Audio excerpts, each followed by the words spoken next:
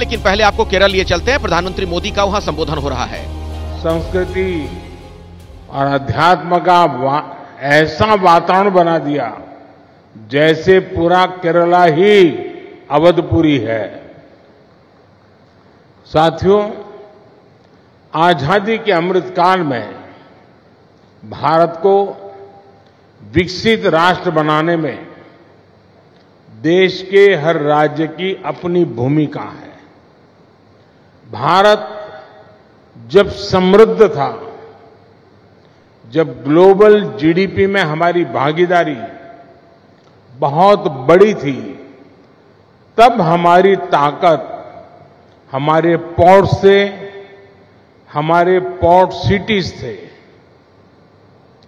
आज जब भारत फिर से ग्लोबल ट्रेड का एक बड़ा केंद्र बन रहा है, तब हम फिर से अपनी समुद्र शक्ति को बढ़ाने में जुटे हैं। इसके लिए केंद्र सरकार समुद्र किनारे बसे कोच्चि जैसे शहरों का सामर्थ्य और बढ़ाने में जुटी है। हम यहां के पोर्ट्स की कैपेसिटी को बढ़ाने पर काम कर रहे हैं, पोर्ट इंफ्रास्ट्रक्चर पर निवेश कर रहे हैं। सागरमाला परियोजना के तहत पोर्ट्स की कनेक्टिविटी बढ़ाई जा रही है। साथियों, आज यहां देश को अपना सबसे बड़ा ड्राई डॉक मिला है।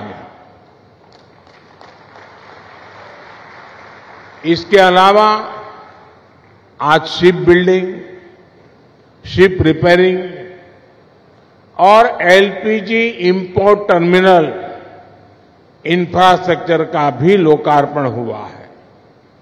ये सुविधाएं केरला और भारत के इस दक्षिणी क्षेत्र के विकास को गति देंगी। Made in India aircraft carrier INS Vikrant के निर्माण का ऐतिहासिक गौरव कोच्चि शिपयार्ड के पास है। इन नई सुविधाओं से शिपयार्ड की कैपेसिटी कई गुना बढ़ जाएगी। मैं केरला के निवासियों को इन सुविधाओं के लिए बधाई देता हूं।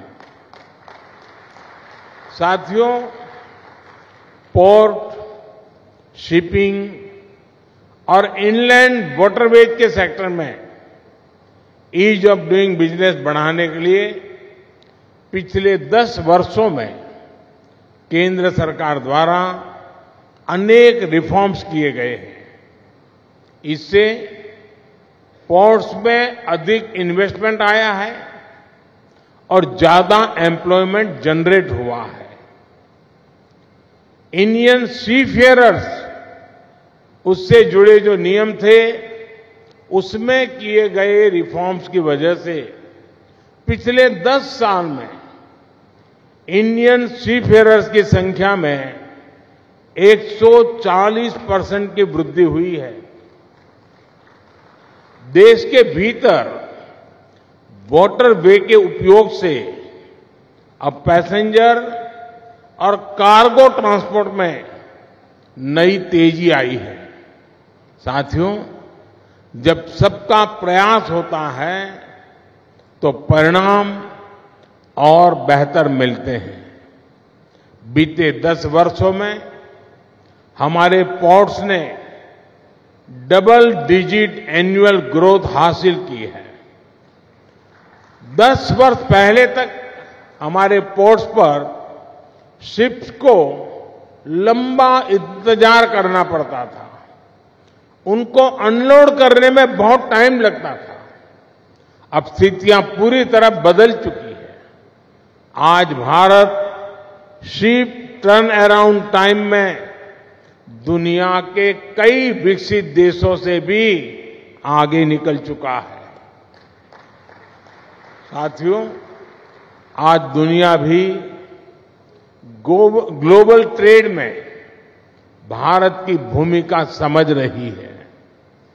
G20 समिट के दौरान भारत ने middle east, Europe economic corridor के जो प्रस्ताव पर सहमति बनी, वो इसी भावना का प्रमाण है।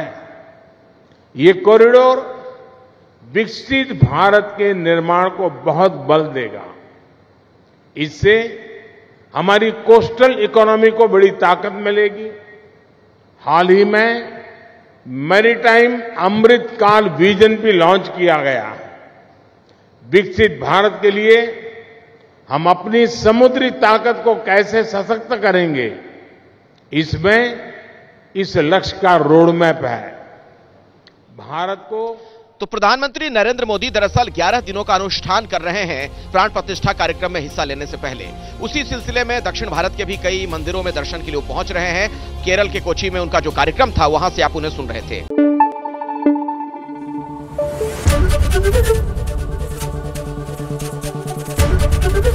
एबीपी न्यूज आपको रखे आगे।